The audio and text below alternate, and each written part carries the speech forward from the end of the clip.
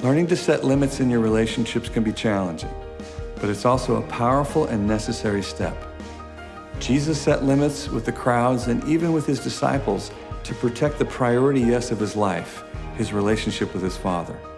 In this next session, I'll share ways to respond to people or demands that want control in your life. Enjoy.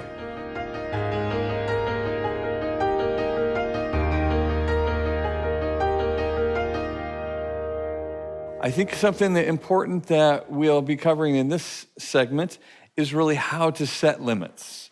How do you communicate limits? What is it coming from? What is a right motive? What is a right frame of mind when you're communicating that I'm separating levels of access amongst people I care about? You know. In Acts chapter 6, there's a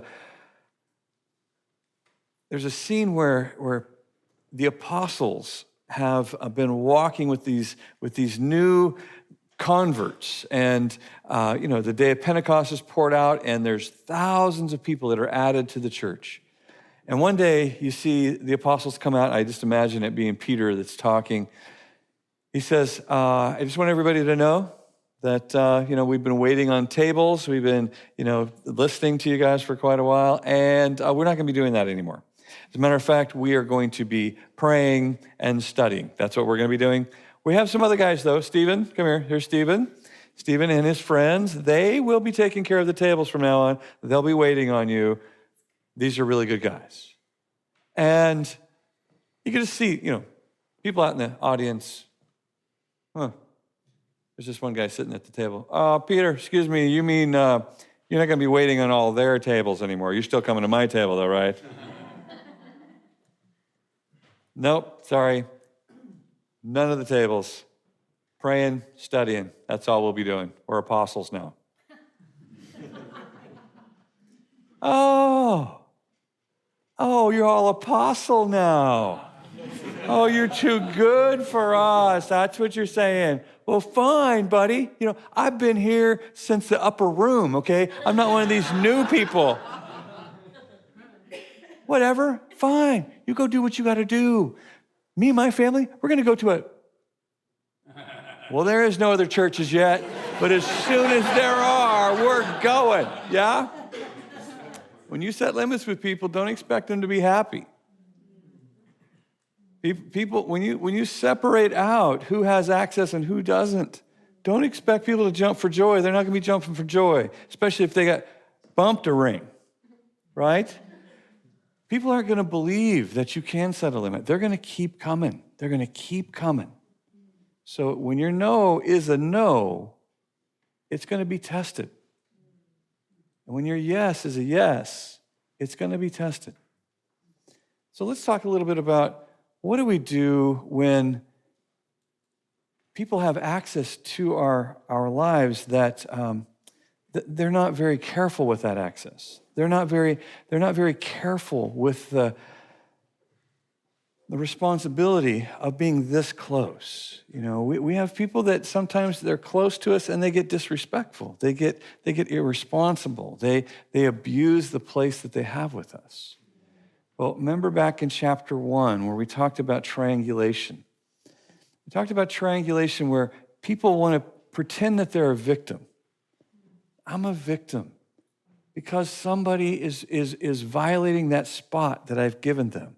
And so instead of confronting that person, setting a limit, I began to go, this person is a bad guy. This person's a bad guy. And so in flies from wherever a rescuer. Now,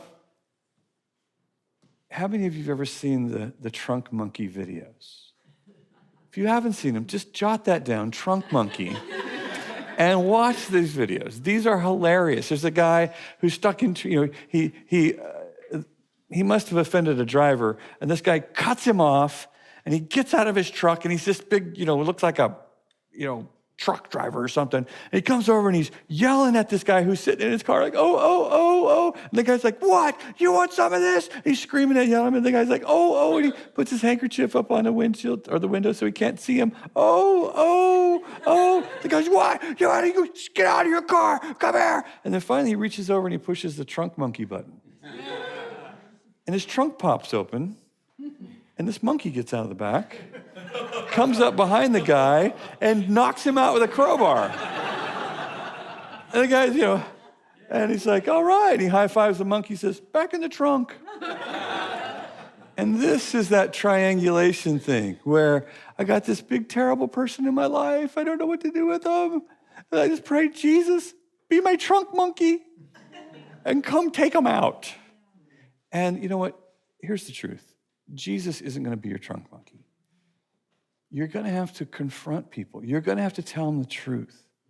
You're going to find out the strength of your connection with people as soon as you tell them the truth. I know it seems acceptable to create kind of a mirage set of relationships because we don't have any conflict. Well, there's an excellent chance that if somebody is violating the relationship and they still have this mirage relationship, it's because you're not telling the truth. You're not telling them the truth. So when we talk about setting boundaries, when we talk about what a boundary is something that keeps in my life what I want to keep in my life. So what do I want to keep in my life? Well, I want to keep my joy. I want to keep my peace. I want to keep my love. I want to keep my time. I want to keep my money. I want to keep things in my life. So imagine that you have a toddler and you want to let them out in the yard to play. Well, you had better have a boundary. You'd better have a fence to keep them in, or else they're going to just keep on going until they find danger, huh? So boundaries keep in your life what you want to keep in. At the same time, they're going to keep out of your life what you want to keep out. So I want to keep out disrespect. I want to keep irresponsibility away from me. I want to keep, time-consuming, high-maintenance relationships. I want to keep those away. There's things that I need to keep out of my life. So the same fence, the same boundary that keeps the toddler safe and keeps it in is the same fence that keeps the Rottweiler away from the toddler. So the boundaries keep in my life what I want to keep in. They keep out of my life what I want to keep out. They communicate priorities. And by priorities, I mean my time, my energy, my resources, and my relationships. These are what my boundaries are going to keep in my life is control of my time, control of my resources, control of my energy, and control of my priority relationships. These are what boundaries do. So when we talk about setting limits, this is what I mean. I mean keeping in, keeping out, and protecting my priorities. From the perspective of leading other people and parenting skills, even from when we were parents of young children, some of the resources we use, the tools, strong-willed children and stuff like that, and I used all of that.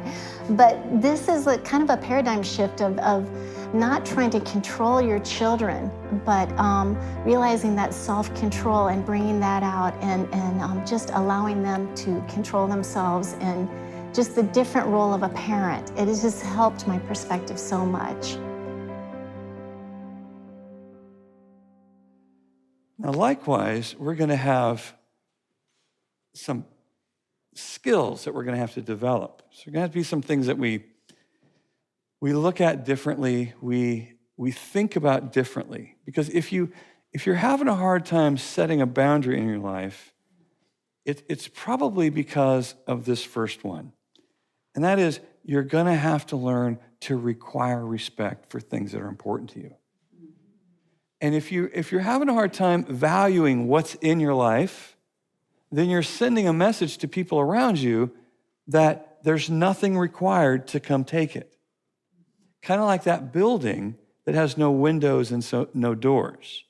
That building is sending a message to everyone who walks by, nothing's required to have a relationship with this building.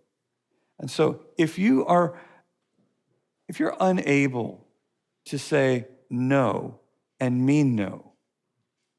Because you feel guilty, because you feel like it's selfish. It's, I did have some money, and I just didn't want to give it to that person, you know. I said yes when I meant no. I remember a guy who had a pickup truck, and he got a bumper sticker, and he put it on there. He said, "Yes, this is my truck. No, I won't help you move." Like, right? I mean, he stuck it right on there and just said, there. Because why? Because when you have a pickup, what everybody who needs to move goes, hey. And so just because you have a pickup does not mean you went into the moving business. But some people are there's an opportunity for me. You look like you're affording me an opportunity because you got a pickup. No, I didn't. No. But if you don't value your time, if you don't value your priorities, then anybody, and if you live in a church community, there's lots of somebodies. There's lots of people that need to move, right? So they go, hey, I was wondering if I could get you to help me move.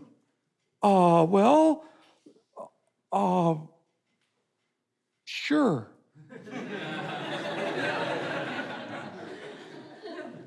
I have a birthday party tomorrow with my daughter, but maybe I could do it afterwards. Well, what time's the birthday party? About 10 o'clock. Well, let's move in the morning. Well, tomorrow's my day off. Mine too. How about 6 o'clock? In the morning? Yeah, I'm an early riser. Okay.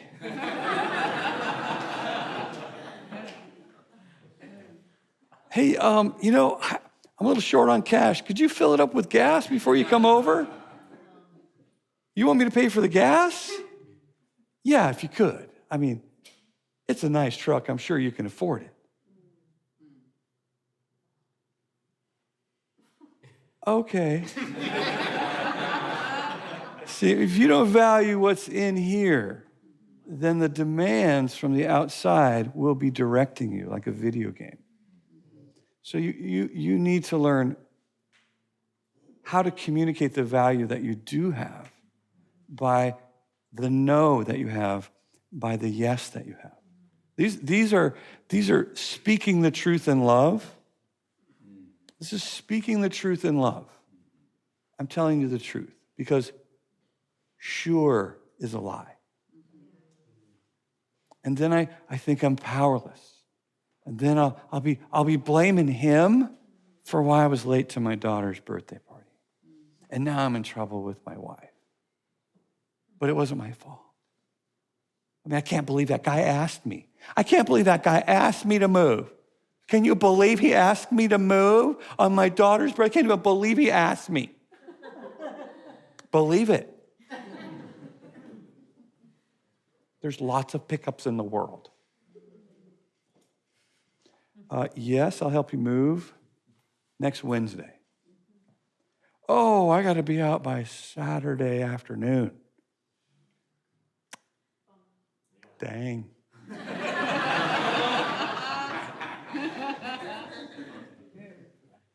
What are you going to do? Well, I was going to ask you to move me.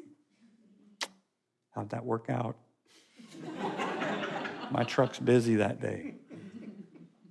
You have that kind of power. You have that kind of no, that kind of yes. Learn to require respect for what's in your life and communicate it through how you use your yes and your no. Get good at telling other people what you're going to do instead of what they have to do. Remember, you don't control anybody else.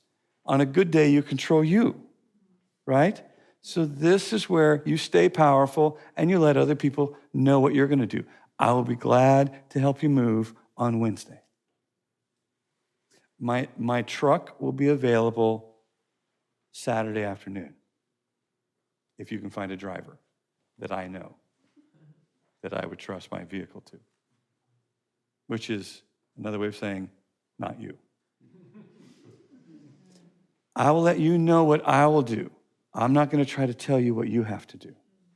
Well, you have to be really careful with my truck, and you have to bring it back on time, and you have to put gas in it, and you have to, because how much control do you have over any of that? No. I'll be glad to let you borrow my truck. I'll be glad to help you move. Here. I'm going to tell you what I will do. I'm not going to tell you what you have to do. And please understand that it's your actions that mean something, not your words. See, over and over, what happens in our relationships is that we mean to say yes. We're gonna say yes. I wanna say yes. Be careful, because I'm gonna say yes. I'm this close to saying yes. Guess what you haven't done yet? You haven't said yes. How do we know that you said yes? Because that's what you're doing. That's what you're protecting. That's what you're communicating is important to you. And so it's not your words that people believe, it's your actions. What changes relationship is your actions. The first time you say to someone, I'll be glad to finish this conversation as long as it's respectful, as long as it stays respectful, they're not going to believe what you've said, because it's not true yet. So when you say, I'll be glad to finish this conversation, no matter how upset you are, I understand, as long as it stays respectful. Now, that person that is struggling with being respectful when they get upset is going to have a different experience of you as soon as you leave the room, because the conversation was disrespectful. There's this amazing thing that happens. Everywhere your feet go, your ears go with them, And so it's an amazing thing. When you leave a room, your ears get further and further away from that person's disrespectful mouth. It's really helpful. It's really helpful. Now, the next time this exchange begins, and the person who's having a struggle with their respect level when they get upset, when they hear another, I'll be glad to finish this conversation as long as it stays respectful. They have a memory. They think back, wait a second, okay, last time they said this, they actually meant it. They actually did it. Now I have a different response to you, because I want you to stay in the room, because I want to finish this conversation. I would like to get some closure on this. And so the practice, the behavior, the actions, that's what changes relationship. Not your words, not your threats, not your tears, not your begging. It's your actions. So when you set boundaries, please be prepared to take action, to back up what you set out there, to communicate with behavior, not simply threats or being upset. God brings healing into every area of life, brings healing into your body. He can bring healing into your marriage. He can bring healing where you think all hope is lost. There's so much left. I think 25 years, and yet there are people who've been married 50. You've got 25 years more to go. You've got to fix it. You've got to, you can't just, the thought of that would probably leave people just in such a place of desperation if things weren't going well in the marriage, and want to check out. But you see what happens when people do walk away from marriage. It's never really the answer. You just take the same problems into the next relationship. So never underestimate the power of God to come in and bring complete restoration into a marriage. Just because you set boundaries doesn't mean you don't care deeply for people. Boundaries are one of the best ways to communicate love and value to those around you. Remember, people believe your actions more than they believe your words. So the more consistently people encounter the boundaries you've set in your life, the more they can trust that it is you that manages your life. The time, energy, access you give them communicates true value in your relationship. So keep your love on and set firm, clear boundaries.